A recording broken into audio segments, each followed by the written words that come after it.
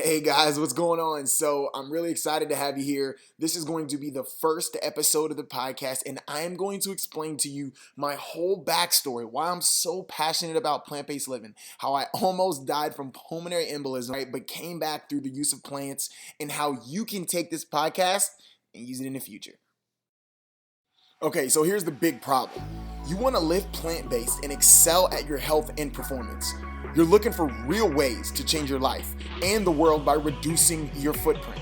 How do we continue to perform in every facet of our lives and do it without eating meat and following the format that's been force fed to us our entire lives?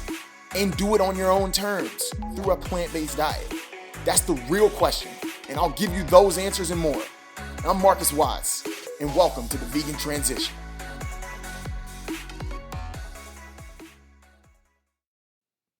All right, guys, what's the deal? I'm so excited again to be here with you guys and get to share, something I've been working on for a long time. This is the first official quote. I'm doing the finger quotes podcast that I'm dropping, but I've actually recorded about 25 episodes prior to this. I kind of have had this thing where, I never really felt, the things that I've done in the past were necessarily good enough. And I think that that's something that we can all identify with.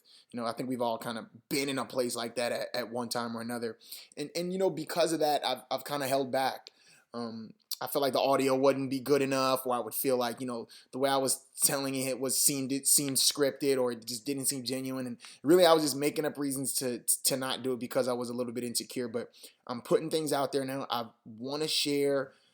I've seen the impact that plants have had on my life, and it's just something I would have never really expected. So I'm here to just kind of share that with you guys. And today I'm going to give you a little bit of insight into why I decided to go plant-based, here in the last couple of years, and what it is that you can expect from this podcast. But I want you guys to get to know me and understand why you should hit that subscribe button and stay tuned for the stuff that's going to come. So my goal is going to be to put out podcasts extremely frequently. There's a lot of information to share with you guys across a lot of topics, and I've got so much stuff planned. This isn't going to be a podcast where you can expect something like once a week. My goal is actually to put out something once a day. Hopefully I'll have you guys to help me to stay accountable so I can actually do that. But let me tell you guys a little bit about my story, and I'm going to preface it by saying, what would you do if you went from being in the best shape of your life to having pulmonary embolism, 2 blood clots, and being in the hospital? Because that's what happened to me. For 5 days over Christmas in 2013, I was in the hospital with tons of things hooked up to my body. Eating crappy hospital food. People coming in the room telling you they don't really know what's wrong with you because your blood tests are telling you that you're amazingly healthy. And I'll just kind of say, if you've ever had a time where you didn't know where to go, you weren't sure how to get healthy, or maybe somebody in your family, then this story is definitely going to give you some clarity and help you on a better direction moving forward. So again, I'll kind of go back. It's 2013. I'm opening my first gym, and at the time, I had finished playing basketball about 3 years before that, 2.5 years before that, and I had started my first business. I played professional basketball for years. I played all over the world: New Zealand, Denmark, Portugal, South America, and my background is in strength and conditioning and general fitness. And at this time, I was kind of living my dream. Opening my first gym. And it's crazy because I had actually never been in better shape at this time than I was when I was playing professional basketball, and that was a crazy life. It was really fun. I was getting, you'd be out. One funny story is I was actually out in Orlando. We were out at a club, and 24 years old, 23 years old, and I get a call, and I'm like, man, that call isn't from the States. It's probably my agent. So I get a call from him. I answer it, and he says, hey, can you be in Portugal in 18 hours? In 18 hours. And I said, sure can. And he said, well, okay, we need to get the contract faxed. So, just think it's about, 12:30, or, let's say it was about 9 or 10 o'clock at night in the States, 11 o'clock at night. And so back in, Portugal was 6 hours ahead. And I was like, man, I'm out right now. I can't get to a fax machine until like tomorrow morning. He's like, no, man, we need to do it now.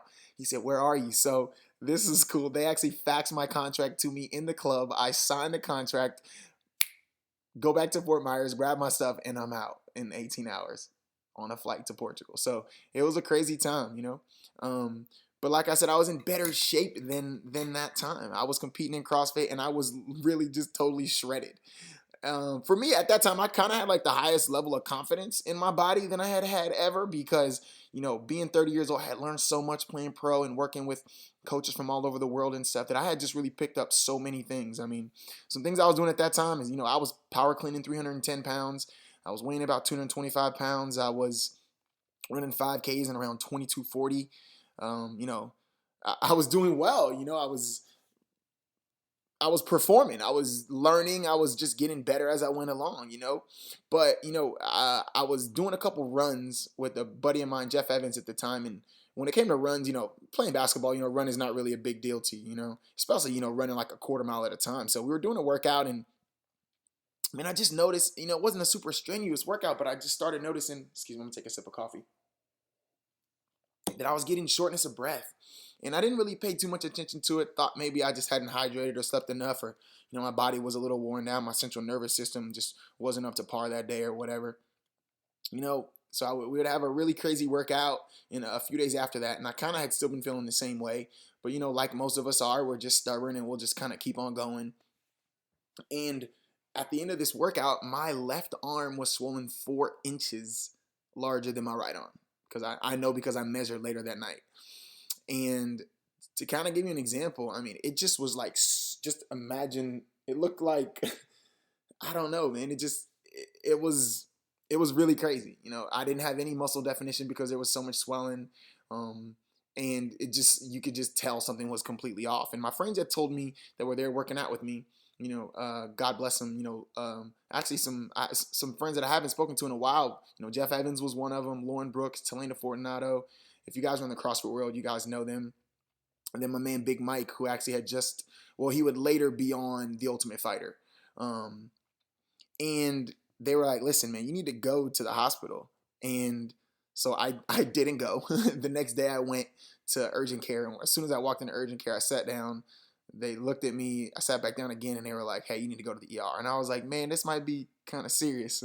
So I went to the ER. They admitted me immediately. And even the doctor, excuse me, they didn't admit me, but they took me to the back like immediately, which I already thought. I was like, okay, yeah, this is definitely serious then. And it's funny because, you know, as they're running some tests and stuff, the doctor was just looking at me and everything. And he's like, oh, yeah, no, you know, from everything we're seeing, you know, I don't know what it is, but, you know, we'll figure it out. But I'm sure it's not like a clot. And then definitely, like, maybe 5 minutes later, he was like, oh, no, it's you've got 2 blood clots. You're at risk for pulmonary embolism, and we need to admit you right now. And I was just really taken back. And, you know, if I can explain it, it's like I felt like they were telling me something. It's like when somebody tells you something, you know, tragic has happened to somebody, and you're like, you can't even believe it. You're like, you know, really? Like, that happened to that person? Or, you know, whenever, you know, we've kind of lost somebody in our lives, and I'm sure everybody's, you know, dealt with that at one time or another. You just can't even believe it. It's like not a real thing. And that's kind of how that's the only way that I can really explain it. It didn't seem like a real thing. You guys have to, there's no way, you know? So they're taking my blood tests, and they're basically telling me that, look, you're in amazingly good health as far as the tests tell us. And they just couldn't figure out what the deal was, you know? And so I'm hooked up to all these machines, you know, I'm getting all these tests ran on me constantly. Eventually I would be able to leave the hospital, but then I had to spend another month going to the hospital every single day to get some tests ran to check what's called your INR levels. And based on those, you know, I had to go in, sit down, I'd check in, sit down, get blood drawn, wait. The doctor would tell me the results. They would give me another shot, and they would give me another shot to take with me, actually. So I'm just getting stuck with needles left and right. It was a horrible thing. I was like, man, this just sucks. You know, and the biggest thing was I felt like I wasn't getting any information. I felt like people weren't giving me real data that I could take and do something. It was nothing I could do, which was, feeling helpless is something that nobody enjoys. But for me, it was, even, I think it's even harder when you've been somewhere that's been so self-sufficient and never really depended on others. I mean, at this time, you got to understand, I didn't use ice for injuries. You know what I mean? I don't use ice. I don't take ibuprofen. I don't take Pepto-Bismol. I don't do any of that. I rely on fruits and vegetables, nuts and seeds, and at that time, lean meats as well. So, I'm out of the hospital and I'm kind of like putting up this wall, acting like I kind of have it together, because everybody knew, what had happened to me, all my friends and the people from my gym and, my clients and such. And I kind of was just acting like, oh yeah, like I've got it together and, outwardly projecting that I wasn't really worried. And, people that I spoke to, they were like at a loss. Even people that were specialists inside of the area, it was like they were like at a loss, and nobody could really give me any definitive information on what to do or how it could possibly even play out. It felt like, even coming from the doctors and the specialists. And, it just had me thinking, like, what had I done wrong? Was what I'd been told and been telling others for so many years inside the fitness community, what was that wrong? And now I'm thinking other things like, hell, like, am I going to die? I mean, this is serious. I had 2 blood clots and it turned to pulmonary embolism. And who can I trust? It's like feeling like you're in this, I guess, I don't know. I guess I could equate it to like feeling like you're in this house. There are all these doors, there are all these people, and they're saying, hey, come in here, do this. But you're like, who do I trust? Like who has my best intentions, at heart? Because honestly, I felt like I didn't really trust the system, and we'll talk a little bit more on that. And most of you guys that are probably here listening to this, you're probably aware of a lot of the things that go on with the FDA and goes on in the medical industry. And I'm in no way saying that doctors are bad people, but you understand that medicine is made to medicate you, not to prevent you from needing medication. And we'll can always have conversations and go deeper on that. But I was kind of at this point where I wanted to get better, but I didn't trust the system. I was really feeling like I was at like an all-time low. I couldn't exercise. I have low energy. I just unsure of where I'm going. I felt horrible. I felt horrible and I felt stuck more than anything. And then I remember I was driving in my truck on the phone, and I was headed to go see a specialist. So this is about a month or, in a week or so after I was out of the hospital. I'd been going every single day to the hospital to get labs and stuff taken. And I was in my truck and headed to go see a specialist. I'm supposed to go see a specialist that day. And so I call, and again, like I've been at the hospital asking people questions like, hey, like how does the process go? Hey, like, what can I expect?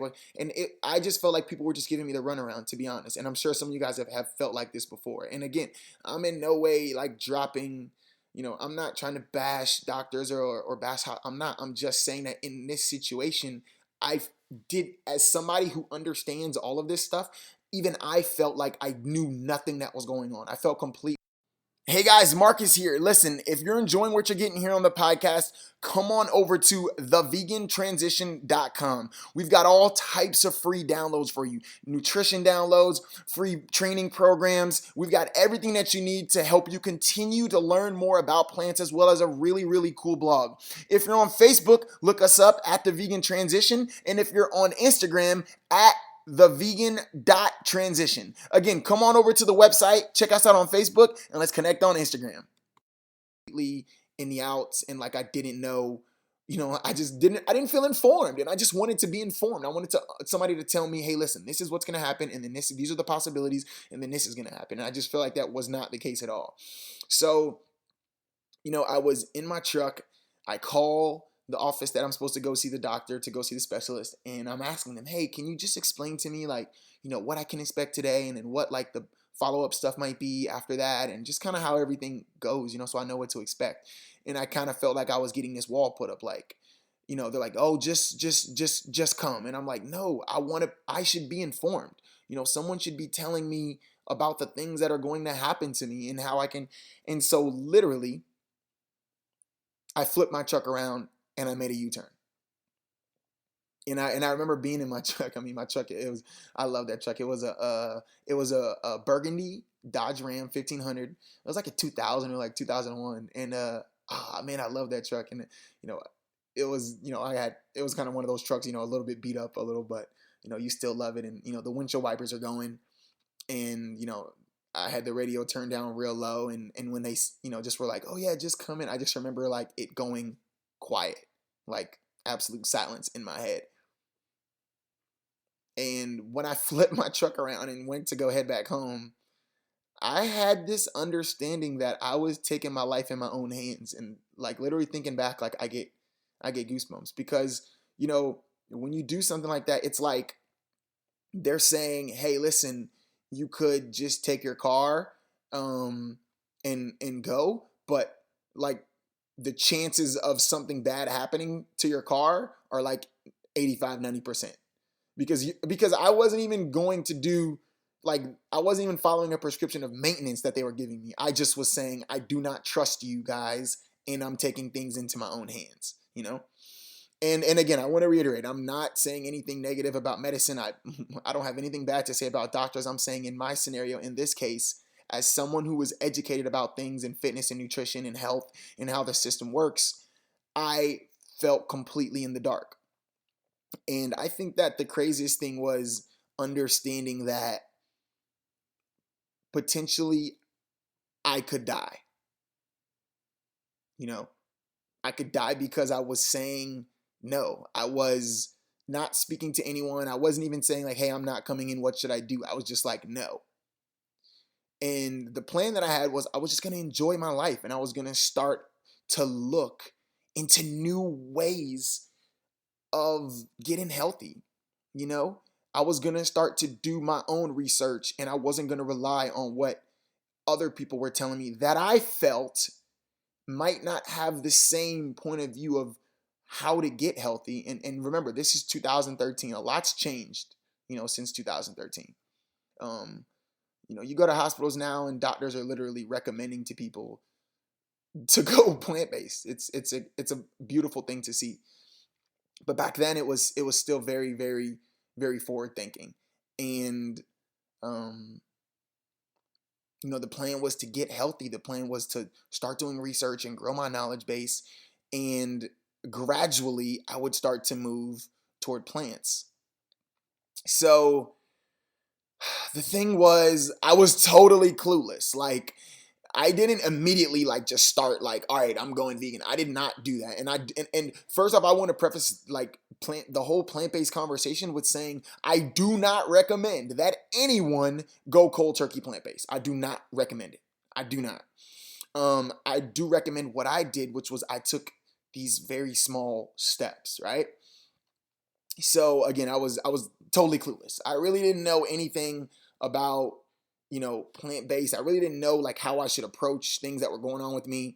And for a while, I just was like, man, I'm gonna enjoy donuts and I'm gonna eat however the hell I want to eat and I'm gonna do whatever the hell I want to do because shit, if I die, at least I'm gonna die on my own terms. And that's as real as it can get, guys. Like I'm being 100% real with you guys that I was in a place where I took my life into my own hands because I would rather be in charge of it than let someone else that I don't think cares. And I think that that's something that you guys, that all of us can take for any walk of life, for almost anything that you're talking about is, if you can be the person in the driver's seat, you probably care more about you than anybody else. And projects that you work on, I mean, businesses that you have, I mean, there's probably nobody that cares about you or no, I don't want to say about you because, there's family and stuff, but I think you guys understand what I'm saying, so the biggest thing was, I also found when I started to dig deeper and deeper into the plant-based side, I found such a lack of resources. And like the only thing you could do was go talk to somebody you knew. There was some stuff on the internet, but it just was not like most of the people that were plant-based, they were like dumb skinny. They're like long distance runners, which I'm not crapping on that, but that's not me. Like I'm 6'7", you know what I'm saying? I'm 230, 240 pounds. Like I like to perform. I like to lift strong. I like to be strong. I like to run fast. I like to hit hard. So that didn't really appeal to me because I didn't really understand how I was going to take the way that they were doing it and apply it for me. And because there were no resources, because I was so clueless, I was like, man, this is a gamble, and I'm sure you guys know what that's like, man. You're like saying, all right, yeah, I'm gonna do this, but you really don't know how you're gonna do something. You really don't know how you're gonna accomplish a goal, but it was pretty crazy that, you know, I was doing this honestly, and honestly, I was questioning whether I was even doing the right thing because there was such a lack of resources, and because I had literally no background. I mean, my family's from the Caribbean, my family's from the island, so like, we're eating, rice and peas and curry goat and just a lot of meats, as well as fruits and vegetables, but a lot of meats as well, and I was just like, man, I'm saying that I want to do this, but bro, I could die literally tomorrow. Like, I'm not taking my Coumadin, I'm not taking any of the medications and stuff that they gave me. I'm gonna grab a sip of water. Excuse me. I'm not taking any of the medications that they give me or any of that. And nobody around me really had answers. I was the outlier except for a few of my close friends. And the people that I did bring it up to were telling me that it was pretty much impossible. They're like, no, you can't do it. It's unhealthy. They're pretty much telling me like, okay, not. It was funny because people responded more to the plant-based conversation. Like, you're gonna die. Like, there's no way, for sure. It's so unhealthy. More than people were addressing the fact that I ate extremely healthy.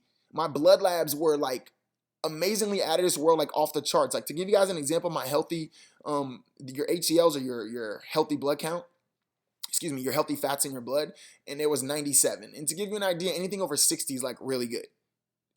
Like my cholesterol was like spot on, and it was just crazy.